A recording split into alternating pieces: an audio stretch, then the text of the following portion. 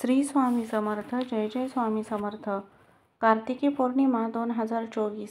यावर्षी 15 नोव्हेंबर रोजी पौर्णिमा आहे. या दिवशी कार्तिक स्वामी दर्शनाचे अनन्यसाधारण असे महत्त्व आहे. वर्षामधून एकदाच आपण कार्तिकी पौर्णिमेला कार्तिक स्वामींचे दर्शन घेऊ शकतो. कार्तिक स्वामी हे बल, बुद्धी, शौर्य, संपन्नता, चातुर्य यांची इष्टदेवता आहे आणि म्हणूनच त्यांची सेवा करून विद्यार्थी तसेच लक्ष्मी प्राप्तीची इच्छा असणाऱ्या सर्व साधकांनी कार्तिकी पौर्णिमेला कार्तिक स्वामी यांची सेवा करावी, त्यांचे दर्शन घ्यावे. कार्तिक स्वामी यांचा गायत्री मंत्र 108 वेळा पुढील प्रमाणे. ओम षण्मुखाय विद्महे महासेनाय धीमहि तन्नो षण्मुख प्रचोदयात्. ओम षण्मुखाय विद्महे महासेनाय धीमहि तन्नो षण्मुख प्रचोदयात्. ओम षण्मुखाय विद्महे महासेनाय धीमहि तन्नो षण्मुख प्रचोदयात्. ओम षण्मुखाय विद्महे महासेनाय धीमहि तन्नो षण्मुख प्रचोदयात्. ओम षण्मुखाय विद्महे महासेनाय धीमहि तन्नो षण्मुख प्रचोदयात्. ओम षण्मुखाय विद्महे महासेनाय धीमहि तन्नो षण्मुख प्रचोदयात्. ओम षण्मुखाय विद्महे महासेनाय धीमहि तन्नो षण्मुख प्रचोदयात्. ओम षण्मुखाय विद्महे महासेनाय धीमहि तन्नो षण्मुख प्रचोदयात्. ओम षण्मुखाय विद्महे महासेनाय धीमहि तन्नो षण्मुख प्रचोदयात्. ओम षण्मुखाय विद्महे महासेनाय धीमहि तन्नो षण्मुख प्रचोदयात्. ओम षण्मुखाय विद्महे महासेनाय धीमहि तन्नो षण्मुख प्रचोदयात्.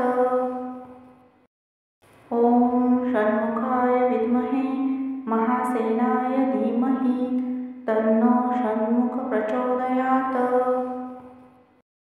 ओम षण्मुखाय विद्महे महासेनाय धीमहि तन्नो षण्मुख प्रचोदयात्. ओम षण्मुखाय विद्महे महासेनाय धीमहि तन्नो षण्मुख प्रचोदयात्. ओम षण्मुखाय विद्महे महासेनाय धीमहि तन्नो षण्मुख प्रचोदयात्. ओम षण्मुखाय विद्महे महासेनाय धीमहि तन्नो षण्मुख प्रचोदयात्. ओम षण्मुखाय विद्महे महासेनाय धीमहि तन्नो षण्मुख प्रचोदयात्. ओम षण्मुखाय विद्महे महासेनाय धीमहि तन्नो षण्मुख प्रचोदयात्. ओम षण्मुखाय विद्महे महासेनाय धीमहि तन्नो षण्मुख प्रचोदयात्. ओम षण्मुखाय विद्महे महासेनाय धीमहि तन्नो षण्मुख प्रचोदयात्. ओम षण्मुखाय विद्महे महासेनाय धीमहि तन्नो षण्मुख प्रचोदयात्. ओम षण्मुखाय विद्महे महासेनाय धीमहि तन्नो षण्मुख प्रचोदयात्. ओम षण्मुखाय विद्महे महासेनाय धीमहि तन्नो षण्मुख प्रचोदयात्. ओम षण्मुखाय विद्महे महासेनाय धीमहि तन्नो षण्मुख प्रचोदयात्. ओम षण्मुखाय विद्महे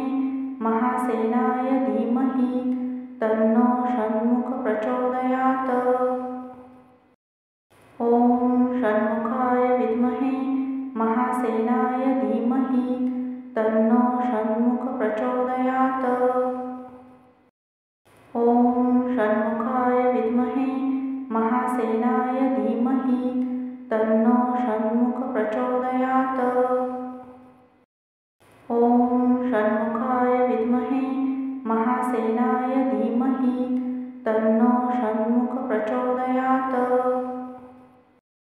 ॐ षण्मुखाय विद्महे महासेनाय धीमहि तन्नो षण्मुख प्रचोदयात्।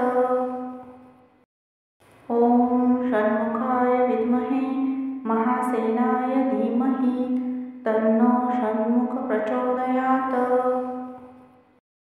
ॐ षण्मुखाय विद्महे महासेनाय धीमहि तन्नो षण्मुख प्रचोदयात्। ॐ षण्मुखाय विद्महे महासेनाय धीमहि तन्नो षण्मुख प्रचोदयात्। ॐ षण्मुखाय विद्महे महासेनाय धीमहि तन्नो षण्मुख प्रचोदयात्। ॐ षण्मुखाय विद्महे महासेनाय धीमहि तन्नो षण्मुख प्रचोदयात्। ॐ षण्मुखाय विद्महे महासेनाय धीमहि तन्नो षण्मुख प्रचोदयात्। ॐ षण्मुखाय विद्महे महासेनाय धीमहि तन्नो षण्मुख प्रचोदयात्। ॐ षण्मुखाय विद्महे महासेनाय धीमहि तन्नो षण्मुख प्रचोदयात्। ॐ षण्मुखाय विद्महे महासेनाय धीमहि तन्नो षण्मुख प्रचोदयात्। ॐ षण्मुखाय विद्महे महासेनाय धीमहि तन्नो षण्मुख प्रचोदयात्। ॐ षण्मुखाय विद्महे महासेनाय धीमहि तन्नो षण्मुख प्रचोदयात्। ॐ षण्मुखाय विद्महे महासेनाय धीमहि तन्नो षण्मुख प्रचोदयात्। ॐ षण्मुखाय विद्महे महासेनाय धीमहि तन्नो षण्मुख प्रचोदयात्। ॐ षण्मुखाय विद्महे महासेनाय धीमहि तन्नो षण्मुख प्रचोदयात्। ॐ षण्मुखाय विद्महे महासेनाय धीमहि तन्नो षण्मुख प्रचोदयात्। ॐ षण्मुखाय विद्महे महासेनाय धीमहि तन्नो षण्मुख प्रचोदयात्। ॐ षण्मुखाय विद्महे महासेनाय धीमहि तन्नो षण्मुख प्रचोदयात्। ॐ षण्मुखाय विद्महे महासेनाय धीमहि तन्नो षण्मुख प्रचोदयात्। ॐ षण्मुखाय विद्महे महासेनाय धीमहि तन्नो षण्मुख प्रचोदयात्। ॐ षण्मुखाय विद्महे महासेनाय धीमहि तन्नो षण्मुख प्रचोदयात्। ॐ षण्मुखाय विद्महे महासेनाय धीमहि तन्नो षण्मुख प्रचोदयात्। ॐ षण्मुखाय विद्महे महासेनाय धीमहि तन्नो षण्मुख प्रचोदयात्। ॐ षण्मुखाय विद्महे महासेनाय धीमहि तन्नो षण्मुख प्रचोदयात्। ॐ षण्मुखाय विद्महे महासेनाय धीमहि तन्नो षण्मुख प्रचोदयात्। ॐ षण्मुखाय विद्महे महासेनाय धीमहि तन्नो षण्मुख प्रचोदयात्। ॐ षण्मुखाय विद्महे महासेनाय धीमहि तन्नो षण्मुख प्रचोदयात्। ॐ षण्मुखाय विद्महे महासेनाय धीमहि तन्नो षण्मुख प्रचोदयात्। ॐ षण्मुखाय विद्महे महासेनाय महासेनाय धीमहि तन्नो षण्मुख प्रचोदयात्। ॐ षण्मुखाय विद्महे महासेनाय धीमहि तन्नो षण्मुख प्रचोदयात्। ॐ षण्मुखाय विद्महे महासेनाय धीमहि तन्नो षण्मुख प्रचोदयात्। ॐ षण्मुखाय विद्महे महासेनाय धीमहि तन्नो षण्मुख प्रचोदयात्। ॐ षण्मुखाय विद्महे महासेनाय धीमहि तन्नो षण्मुख प्रचोदयात्। ॐ षण्मुखाय विद्महे महासेनाय धीमहि तन्नो षण्मुख प्रचोदयात्। ॐ षण्मुखाय विद्महे महासेनाय धीमहि तन्नो षण्मुख प्रचोदयात्। ॐ षण्मुखाय विद्महे महासेनाय धीमहि तन्नो षण्मुख प्रचोदयात्। ॐ षण्मुखाय विद्महे महासेनाय धीमहि तन्नो षण्मुख प्रचोदयात्। ॐ षण्मुखाय विद्महे महासेनाय धीमहि तन्नो षण्मुख प्रचोदयात्। ॐ षण्मुखाय विद्महे महासेनाय धीमहि तन्नो षण्मुख प्रचोदयात्। ॐ षण्मुखाय विद्महे महासेनाय धीमहि तन्नो षण्मुख प्रचोदयात्। ॐ षण्मुखाय विद्महे महासेनाय धीमहि तन्नो षण्मुख प्रचोदयात्। ॐ षण्मुखाय विद्महे महासेनाय धीमहि तन्नो षण्मुख प्रचोदयात्। ॐ षण्मुखाय विद्महे महासेनाय धीमहि तन्नो षण्मुख प्रचोदयात्। ॐ षण्मुखाय विद्महे महासेनाय धीमहि तन्नो षण्मुख प्रचोदयात्। ॐ षण्मुखाय विद्महे महासेनाय धीमहि तन्नो षण्मुख प्रचोदयात्। ॐ षण्मुखाय विद्महे महासेनाय धीमहि तन्नो षण्मुख प्रचोदयात्। ॐ षण्मुखाय विद्महे महासेनाय धीमहि तन्नो षण्मुख प्रचोदयात्। ॐ षण्मुखाय विद्महे महासेनाय धीमहि तन्नो षण्मुख प्रचोदयात्। ॐ षण्मुखाय विद्महे महासेनाय धीमहि तन्नो षण्मुख प्रचोदयात्। ॐ षण्मुखाय विद्महे महासेनाय धीमहि तन्नो षण्मुख प्रचोदयात्। ॐ षण्मुखाय विद्महे महासेनाय धीमहि तन्नो षण्मुख प्रचोदयात्। ॐ षण्मुखाय विद्महे महासेनाय धीमहि तन्नो षण्मुख प्रचोदयात्। ॐ षण्मुखाय विद्महे महासेनाय धीमहि तन्नो षण्मुख प्रचोदयात्।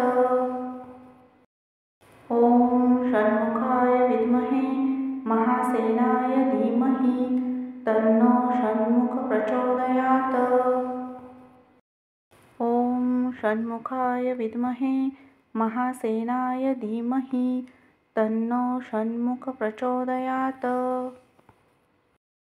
ॐ षण्मुखाय विद्महे महासेनाय धीमहि तन्नो षण्मुख प्रचोदयात्। ॐ षण्मुखाय विद्महे महासेनाय धीमहि तन्नो षण्मुख प्रचोदयात्। ॐ षण्मुखाय विद्महे महासेनाय धीमहि तन्नो षण्मुख प्रचोदयात्। ॐ षण्मुखाय विद्महे महासेनाय धीमहि तन्नो षण्मुख प्रचोदयात्। ॐ षण्मुखाय विद्महे महासेनाय धीमहि तन्नो षण्मुख प्रचोदयात्। ॐ षण्मुखाय विद्महे महासेनाय धीमहि तन्नो षण्मुख प्रचोदयात्। ॐ षण्मुखाय विद्महे महासेनाय धीमहि तन्नो षण्मुख प्रचोदयात्। ॐ षण्मुखाय विद्महे महासेनाय धीमहि तन्नो षण्मुख प्रचोदयात्। ॐ षण्मुखाय विद्महे महासेनाय धीमहि तन्नो षण्मुख प्रचोदयात्। ॐ षण्मुखाय विद्महे महासेनाय धीमहि तन्नो षण्मुख प्रचोदयात्। ॐ षण्मुखाय विद्महे महासेनाय धीमहि तन्नो षण्मुख प्रचोदयात्। ॐ षण्मुखाय विद्महे महासेनाय धीमहि तन्नो षण्मुख प्रचोदयात्। ॐ षण्मुखाय विद्महे महासेनाय धीमहि तन्नो षण्मुख प्रचोदयात्। ॐ षण्मुखाय विद्महे महासेनाय धीमहि तन्नो षण्मुख प्रचोदयात्। ॐ षण्मुखाय विद्महे महासेनाय धीमहि तन्नो षण्मुख प्रचोदयात्। ॐ षण्मुखाय विद्महे महासेनाय धीमहि तन्नो षण्मुख प्रचोदयात्। ॐ षण्मुखाय विद्महे महासेनाय धीमहि तन्नो षण्मुख प्रचोदयात्। ॐ षण्मुखाय विद्महे महासेनाय धीमहि तन्नो षण्मुख प्रचोदयात्। ॐ षण्मुखाय विद्महे महासेनाय धीमहि तन्नो षण्मुख प्रचोदयात्। ॐ षण्मुखाय विद्महे महासेनाय धीमहि तन्नो षण्मुख प्रचोदयात्। ॐ षण्मुखाय विद्महे महासेनाय धीमहि तन्नो षण्मुख प्रचोदयात्। ॐ षण्मुखाय विद्महे महासेनाय धीमहि तन्नो षण्मुख प्रचोदयात्।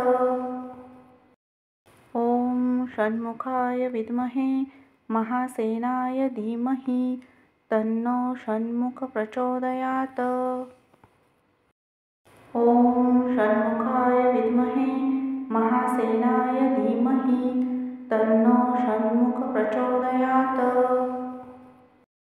ॐ षण्मुखाय विद्महे महासेनाय धीमहि तन्नो षण्मुख प्रचोदयात्। ॐ षण्मुखाय विद्महे महासेनाय धीमहि तन्नो षण्मुख प्रचोदयात्। ॐ षण्मुखाय विद्महे महासेनाय धीमहि तन्नो षण्मुख प्रचोदयात्। ॐ षण्मुखाय विद्महे महासेनाय धीमहि तन्नो षण्मुख प्रचोदयात्।